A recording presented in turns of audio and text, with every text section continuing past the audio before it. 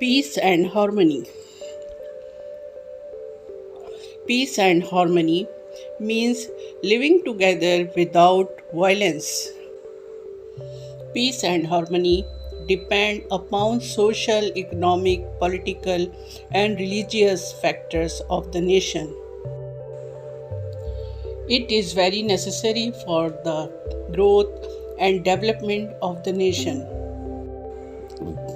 Every religion in this world teach us to live in peace and harmony. Peace and harmony bring stability and order in society. There must be proper justice to maintain the law. Peace and harmony can help in getting inner situation. It is important to treat everyone equally. Peace and harmony promote unity among people. When there is unity among people, they can live happily.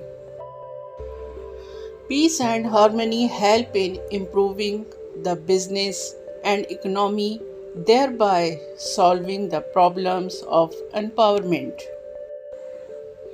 Thank you.